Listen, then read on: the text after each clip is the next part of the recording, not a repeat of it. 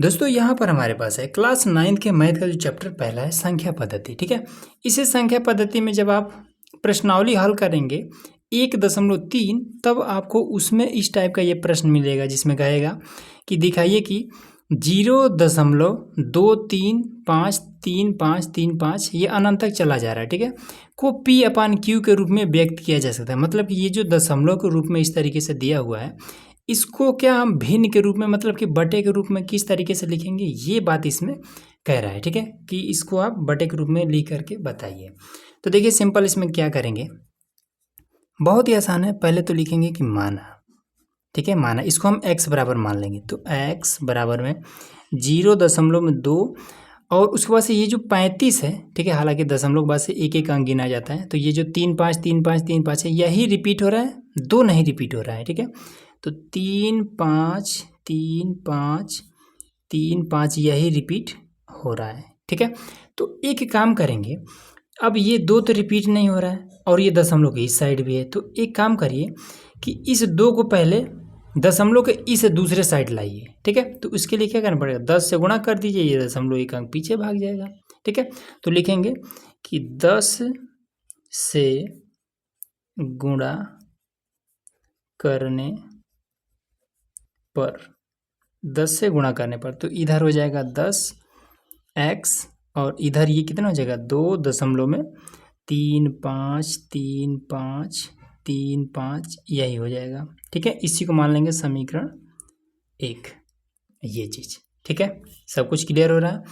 अब इसके बाद से क्या देखेंगे कि कितना अंक है जो बार बार रिपीट हो रहा है। तो 3 5 2 अंक है ना, यही दोनों अंक है जो बार बार रिपीट हो रहा है। देखिए 3 5 3 5 3 5 और इसका मतलब होता है कि अनंत तक चला जा रहा है।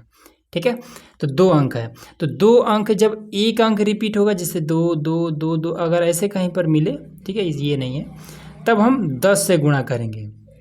लेकिन यहाँ पर जब 2 अंक रिपीट हो रहा है तब हम 100 से गुणा करेंगे दोनों तरफ। ठीक है, दोनों तरफ। तो यहाँ पर इधर भी 100 से गुणा करने पर तो लिख देंगे कि 100 से गुणा करने पर, 100 से गुणा करने पर, तो 10 में 100 से गुणा करेंगे तो 1000 हो जाएगा x। इधर 100 से गुणा करेंगे तो देखिए 10 से गुणा किए थे तो एक अंक बाद ये दशमलव घस का था ना। अब जब 100 से गुणा करेंगे, 100 से कहाँ गया, हाँ, जब 100 से गुणा करेंगे तो 2 अंक के बाद खिसक के चला जाएगा। तो 2 और ये 3 5 2 अंक के बाद यहाँ दशमलव लग जाएगा। अब ये तो अनंत तक जा रहा है ना 3 5, तो अनंत तक इसको लेते जाएंगे 3 5 3 5 3 5 इस तरीके से, और इसी को मान लेंगे समीकरण 2। ऐसे करना है। ठीक है, अब ये वाला ये बड़ा है ना, समीकरण 2 बड़ा है, तो समीकरण 2 में से एक को घटा दे दीजिए। तो लिखेंगे कि समीकरण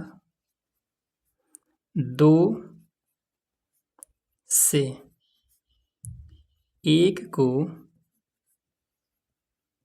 घटाने पर, चलिए, तो 1000 x बराबर में 2 3 5 दशमलव में 3 5 3 5 3 5 यही है। और समीकरण 1 क्या है, 10x बराबर में 2.3535 अनंत तक ये भी जा रहा है। ठीक है, अब इसमें देखिए इसको माइनस और ये माइनस, तो 1000 में से 10 को घटाएंगे तो 990x, फिर 235 में से 2 घटेगा तो कितना हो जाएगा 233। अब इसमें देखिए दशमलव बाद ये भी अनंत तक जा रहा है, दशमलव बाद ये भी अनंत तक जा रहा है, तो ये पूरा खत्म हो जाएगा। अब 990 को इधर भेज देंगे, तो x बराबर में 233 और बटे में 990, और यही आपका भिन्न के रूप में बटे के रूप में हो गया। बस यही आपका आंसर हो जाएगा। ठीक है, कटने वाला होता है तो काट लेते हैं, लेकिन नहीं कटने वाला नहीं काटेंगे, बस क्लियर हो गया। इस तरीके से आपको करना होता है। ठीक है ना, तो बस उम्मीद है कि आपको सब कुछ ईजिली समझ में आ गया है। अगर समझ में आया है तो चैनल को सब्सक्राइब जरूर करिए।